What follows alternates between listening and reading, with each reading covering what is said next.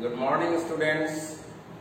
आज मैं आप लोगों को लीनियर अलजेब्रा के अंतर्गत अति महत्वपूर्ण chapter eigen values and eigen vectors के बारे में चर्चा करूंगा।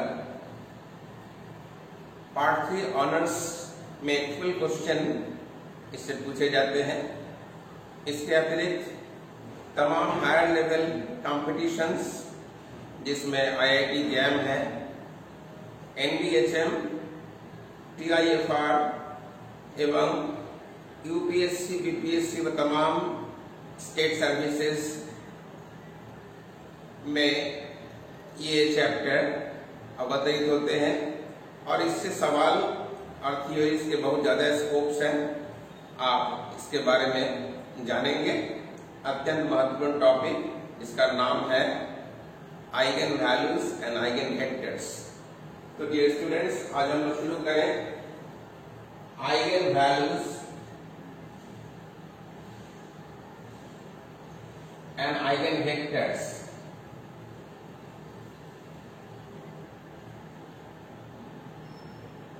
Eigen vectors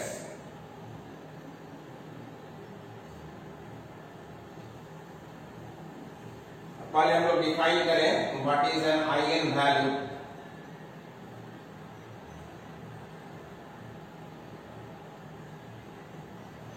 Let T from V to V be a linear operator. Be a linear operator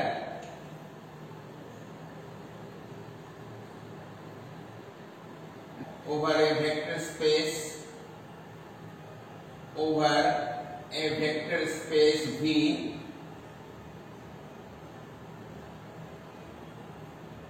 over the field F. Then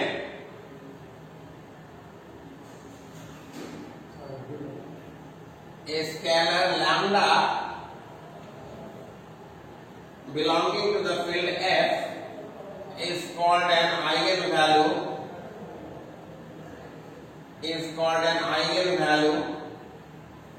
Of T if there exists a non-zero scalar. If there exists a non-zero vector x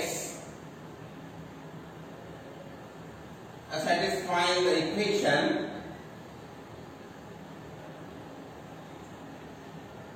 Px is equal to lambda x.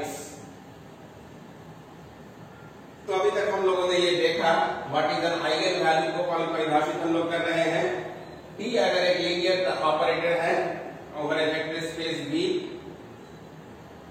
Defined over the field F, तब उस एक scalar अगर ऐसा पैदा हो जाए lambda, जिसके चलते वो इस इक्वेशन को सेटिस्फाई कर दे Px is equal to lambda x, then such lambda will be called an eigenvalue.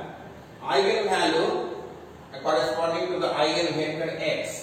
तो यहाँ पर लैम्डा को हम लोग आइगन वैल्यू कहेंगे। यहाँ पर हम लोग इसको देखेंगे। Eigenvalue is also known by some other names. Eigenvalue जो ओरिजिनली एक जर्मन वर्ड से लिया गया है। आइगन का मतलब होता है ओन। बाद में चल के देखेंगे ये ओन का मतलब एक गहरा संदर्भ है और कुछ समय के बाद केली हैमिल्टन थ्योरम का भी हम लोग दर्शन करेंगे, जिसमें कहता है कि every square matrix satisfies its own characteristic equation. Every square matrix satisfies its own characteristic equation. Own, eigen का मतलब ओन, अपना, स्वयं। Eigen value is also known bye, इसका नाम है कैरेक्टरिस्टिक वैल्यू। कैरेक्टरिस्टिक वैल्यू भी इसका दूसरा नाम है और बहुत प्रोमिनेंट नाम है। कभी कभी इसको कैरेक्टरिस्टिक रूट भी कहा जाता है और प्रॉपर वैल्यू या प्रॉपर रूट, प्रॉपर वैल्यू, और इसका तीसरा नाम है लैटेंट रूट या लैटेंट वैल्यू।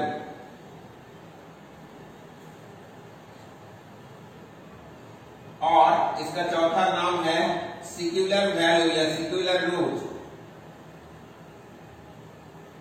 और इसका पांचवा भी नाम है, इसको हम लोग स्पेक्ट्रल वैल्यू भी कहते हैं या स्पेक्ट्रल रूट भी कहते हैं। स्पेक्ट्रल वैल्यू और स्पेक्ट्रल रूट, तो ये सारे नाम आइगन वैल्यू के हैं, ये सारे समानार्थक है, इसी का भी इस्तेमाल किया जा सकता है। अभी तक हम लोगों ने सीखा कि T अगर एक लीनियर ऑपरेटर है रादर V से B में, तब किसी भी वेक्टर x के लिए अगर dx इज इक्वल टू कोई एक लैम्डा मिल जाए ताकि उस इक्वेशन को सेटिस्फाई कर सके, then such lambda is called an eigenvalue for the transformation और फॉर द ऑपरेटर T। तो ये आइगन वैल्यू संबंधी बात हुई। अब आइगन वेक्टर यहाँ x जो है that is eigenvector, eigenvector को हम लोग डिफाइन करेंगे। So our associated definition is next, the eigen vector.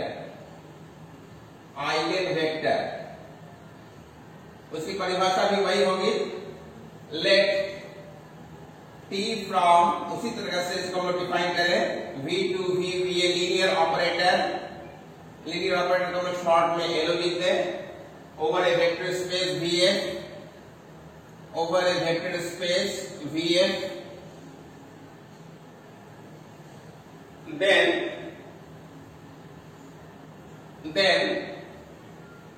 a non-zero vector x belonging to V is called an eigenvector, is called an eigenvector। Eigen vector, जैसा आपने देखा eigen vector के बहुत सारे नाम हैं, आइगन वैल्यूज के, उसी तरह से आइगन वेक्टर के भी बहुत सारे नाम होंगे। आइगन वेक्टर, और इसको हम लोग कैरेक्टरिस्टिक वेक्टर भी कहेंगे, और कैरेक्टरिस्टिक वेक्टर, और प्रॉपर वेक्टर, और प्रॉपर वेक्टर, और लैटेंट वेक्टर, लैटेंट वेक्टर, और स्पेक्ट्रल वेक्टर, स्पेक्ट्रल वेक्टर, और सिक्युलर वेक्टर। बहुत सारे नाम हो गए, किसी भी नाम से इसको हम लोग चिन्हित कर लेते हैं। और secular vector,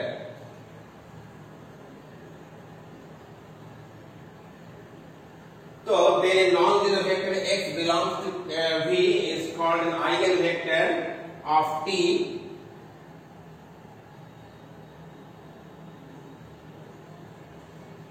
belonging to the eigenvalue lambda a, Tx is equal to lambda x।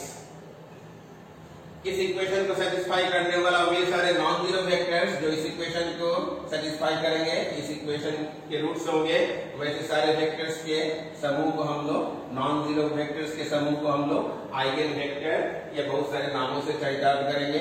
Eigen vector या कैरेक्टरिस्टिक वेक्टर, इसको हम लोग ऐसे भी लिख सकते हैं इन्वर्टेड कॉमा के तहत, और लैटेंट वेक्टर, और स्पेक्ट्रल वेक्टर, और सिक्युलर वेक्टर, लाइक दिस। तो आज हम लोगों ने आइगन वैल्यू और आइगन वेक्टर्स के बारे में जानकारी प्राप्त की डेफिनेशन के रूप में, और आइगन वेक्टर से जुड़ा हुआ कॉन्सेप्ट आइगन स्पेस भी है। आइगन स्पेस के बारे में हम लोग जानेंगे। Eigenspace, let T from V to V be a linear operator defined over a vector space Vf, defined over a vector space Vf,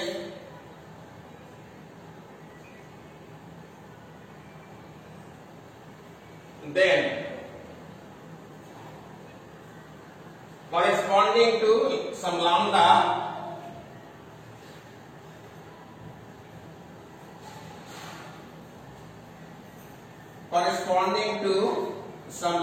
belongs to the set of all vectors, the set of all vectors V of V satisfying the equation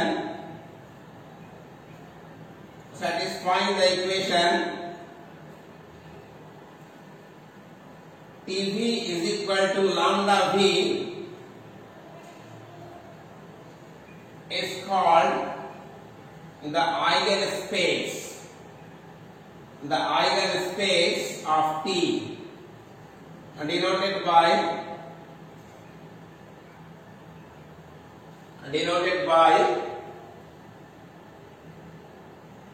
E lambda or W lambda. So E lambda is nothing.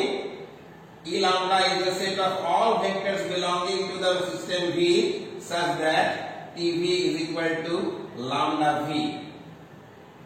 Mind अगर v को हम लोग vector से भी denote करेंगे, इसको ऐसे vector है ये small v is a member of this family vector space. तो ई लैम्डा वैसे सारे वेक्टर्स के समूह हैं जो इस इक्वेशन को सेटिस्फाई करते हैं। Remember zero vector is also a member of the eigen space. यहाँ हम लोग ने जब डिफाइन किया था तो यह नॉन जीरो वेक्टर में आइगन वेक्टर हमेशा नॉन जीरो वेक्टर कॉन्स्टिट्यूट करता था, लेकिन आइगन स्पेस में सारे vectors inclusive the zero vector note के रूप में लिख लेंगे। An eigenspace includes the zero vector as well, includes the zero vector as well, zero vector as well। अर्थात अगर हम लोग देखें कि कोई vector TV is equal to अगर लैम्डा भी करते हैं, automatically zero vector satisfies this equation, then zero vector is automatically solution of this equation।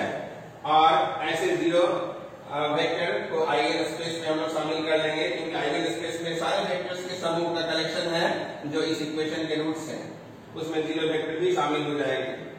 तो आज हम लोगों ने आइगन वैल्यू और आइगन वेक्टर, आइगन स्पेस के बारे में जाना। एक एग्जांपल से इन चीजों को हम लोग ज्यादा समझ लेंगे। तो एग्जांपल से हम लोग आइगन वैल्यूज के बारे में जानकारी प्राप्त करेंगे स्टूडेंट्स। तो हम लोग एक example let T from R square to R square be a linear operator defined by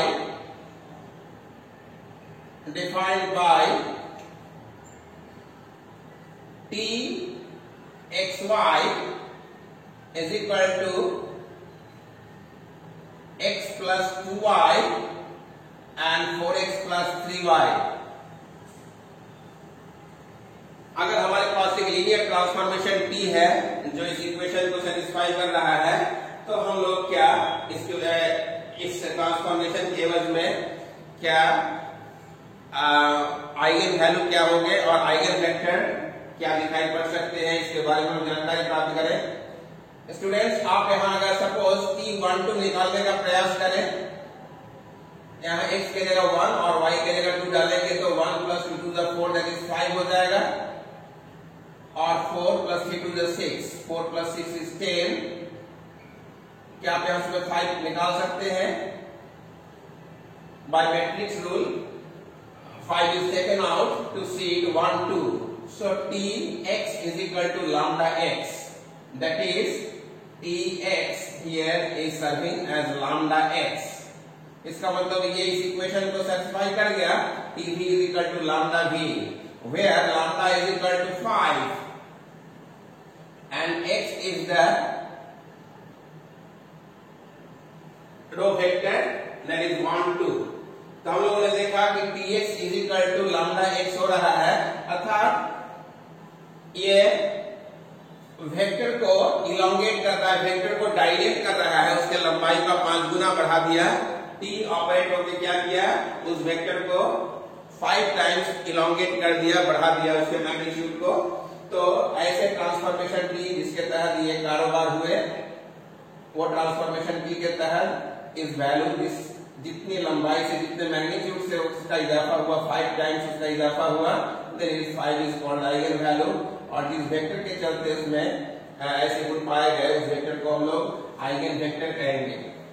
तो इसी तरह से क्या इसके दूसरे आइगन वेक्टर या आइगन वैल्यू हो सकते हैं? आप अपने से चेष्टा कर सकते हैं। Again you can find, suppose students आप T1 और -1 लें, x के जगह 1 डाल दें और y के जगह -1 डालें, what will be the impact? 1 minus 2 that is minus 1 and 4 minus 3 that is 1. How this is associated with this? Can you take as minus as common to see as 1 minus 1? It implies Tx is again some lambda times x. The same x is repeated where lambda is now minus 1 and capital X is nothing but 1 minus 1. तो हमारे पास एक दूसरी परिस्थिति पैदा हो गई कि Tx equal to lambda x एक इक्वेशन सेटिस्फाई कर रहा है।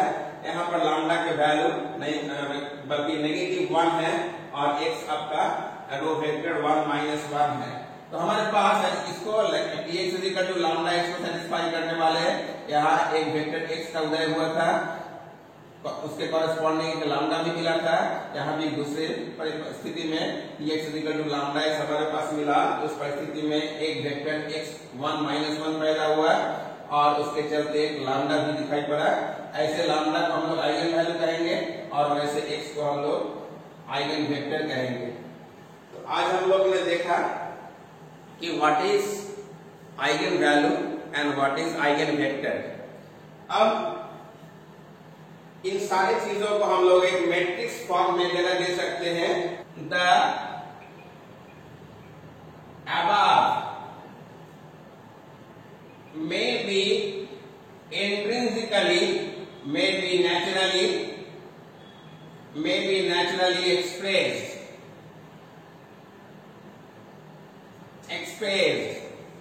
in the form of matrix, in the form of some square matrix, namely जैसे हम लोग ने देखा था कि 1 2 3 4 और इसमें आपने देखा था कि इट इज 1 2। तो आप लोगों ने इसको मल्टीप्लाई किया 1 1 the 1 2 2 the 4 1 plus 4 is 5 and 4 plus 6 that is 10। इसमें से 5 कॉमन निकाला आपने तो 1 2 रहा। सो बदले में हम लोग सोच सकते हैं कि the transformation is now replaced by some matrix A। So A is square matrix operated on this vector is producing some scalar times the same vector। इसका मतलब A multiplied by the vector is a scalar lambda in this process, so that the matrix is scaled by the scalar lambda। तो similarly थोड़ी देर पहले हम देख रहे थे 1 2 3 4 in this way and also आपने एक गुंजाइश यहाँ पर देखा था कि अगर एक दूसरा वेक्टर 1 और -1 लेते हैं तो इसका इम्पैक्ट क्या होता है। It is 1 minus 2 that is -1।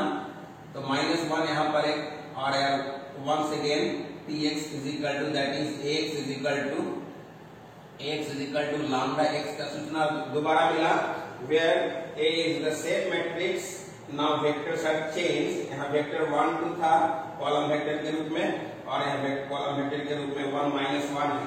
तो हम लोगों ने देखा कि ये जो लीनियर ट्रांसफॉर्मेशन है और ये जो उसका कॉरेस्पॉन्डिंग मैट्रिक्स ट्रांसफॉर्मेशन है बोथ आर एनालोगस और इसकी हम लोग पुष्टि और इसकी पढ़ाई हम लोग नेक्स्ट क्लास में करेंगे। Thank you for watching the video.